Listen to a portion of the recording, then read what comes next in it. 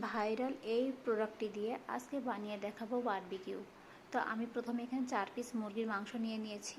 এরপর আমি এখানে আদা বাটা, জিরা বাটা, রসুন বাটা আর দিয়ে দেবো এখানে টক দই, মরিচের গুঁড়া, দিয়ে দিব বারবিকিউ মশলা, দিয়ে দেবো 1 চা চামচ চিনি, স্বাদ মতো লবণ, টমেটো সস আর সয়া সস, আর দিয়ে দিব লেবুর রস।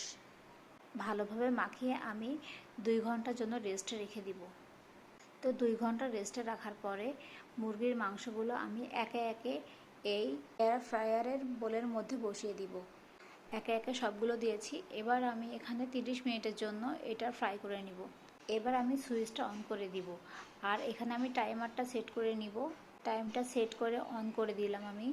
এবার অপেক্ষার পালা, দেখা যাক শেষমেশ কেমন হয়।